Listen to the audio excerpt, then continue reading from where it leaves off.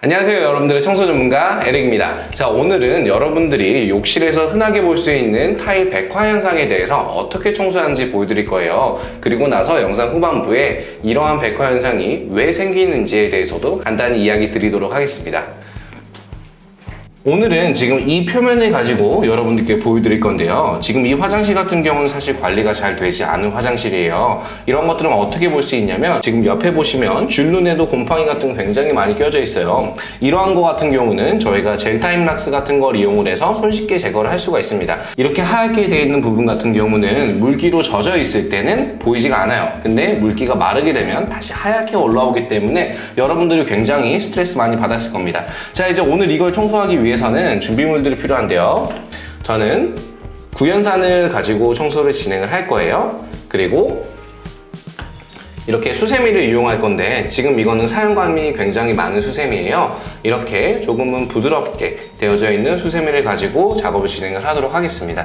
그리고 나서 청소가 끝나고 나서 잘 닦아줄 마른 손걸레를 하나 준비했습니다.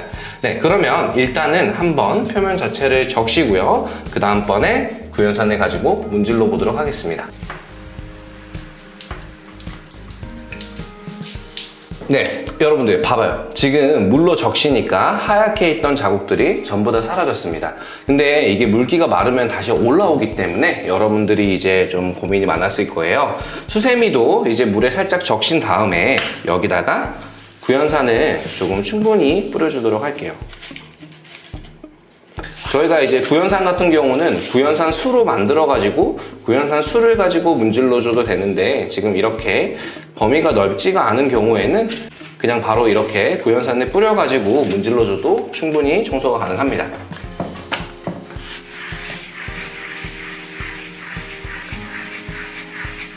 이렇게 부드럽게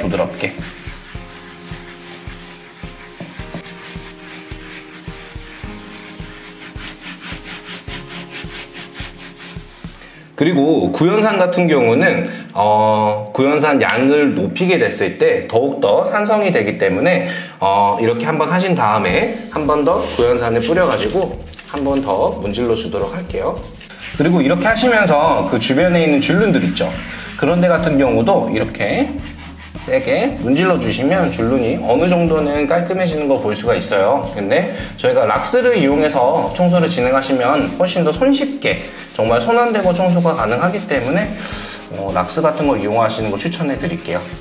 그리고 한 가지 팁을 드리자면 지금 구연산을 사용하고 있잖아요. 구연산을 사용하시면서 줄눈을 문지르게 되면 락스 같은 경우는 곰팡이를 빼주는 효과는 있지만 이제 구연산을 가지고 청소를 진행을 하게 되면 저희가 줄눈 표면 자체도 훨씬 더 깨끗하게 청소도 가능해요. 그러니까 이제 상황에 맞게끔 선택하는 게 굉장히 중요한 포인트입니다.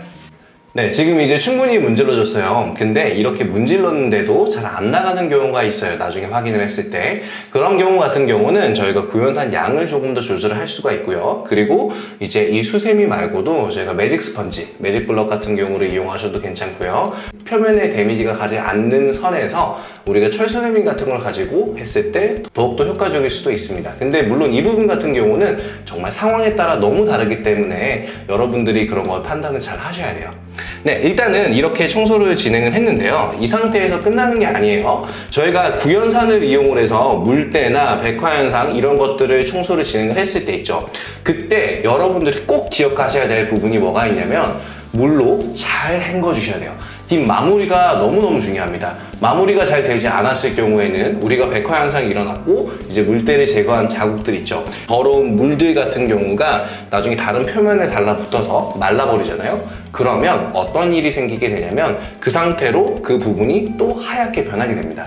그러니까 꼭 잘 헹궈주세요. 그리고 이렇게 저희가 헹궈줄 때 있죠. 저희가 청소를 딱 진행한 부분뿐만 아니라 그 주변에 있는 부분까지도 전부 다 넓게 충분히 잘 헹궈 주시는 게 중요합니다. 빠른 결과를 보기 위해서 제가 손걸레를 하나 준비를 했어요. 이걸 가지고 문지르면서 물기 제거를 진행을 할 겁니다. 그리고 이렇게 물기를 제거하면서도 또 한 번 청소가 되기 때문에 여러분들 문지르실 때 조금 더 열심히 문지르시면 더욱더 좋습니다. 네, 지금 이제 물기를 전부 다 제거를 했어요. 제가 한번 물기가 잘 제거됐는지 확인을 해볼게요. 네, 완전히 물기가 잘 제거가 됐고요. 여러분들 이제 영상에서 보이다시피 물기가 전부 다 말랐는데도 이제 하얀 자국들이 다시 올라오지가 않죠. 이렇게 되면은 청소가 마무리가 된 겁니다. 네, 오늘은 여러분들께 이제 욕실에서 흔하게 볼 수 있는 백화 현상을 어떻게 하면 제거하는지 보여드렸어요. 근데 여러분들이 기억하셔야 될 거는 이렇게 백화 현상이 생겼을 때는 구연산을 이용을 해서 잘 문질러 준다. 그리고 이제 또 다른 두 번째 가장 중요한 것 같은 경우는 뭐가 있냐면요. 청소를 진행하신 다음에 꼭 잘 헹궈 주시고 그 헹군 물들이 정말로 잘 씻겨져 나가게끔, 그러니까 바닥이나 다른 표면에 닿아서 물기가 남아서 마르는 현상이 없게끔 우리가 물기 제거를 꼭 잘 진행을 해 주셔야 합니다. 이렇게만 해주시면은 욕실 정말 깨끗하게 관리하실 수가 있고요. 그리고 이제 락스, 우리가 저 같은 경우는 젤 타입으로 되어져 있는 락스를 선호하는데요. 젤 타입으로 된 락스와 그리고 일반 구연산으로 청소하는 거, 사실 이 두 개면 욕실은 거의 다 마무리가 가능합니다. 근데 물론 상황에 따라서 맞게끔 선택하는 게 가장 중요한 부분이고, 그 부분들을 여러분들께 제가 더 자주 보여드리면서 알려드리도록 하겠습니다. 네, 오늘 영상 어떠셨나요? 오늘 영상이 조금이나마 도움이 되셨다면 구독과 좋아요 그리고 알림 설정까지 부탁드리겠습니다.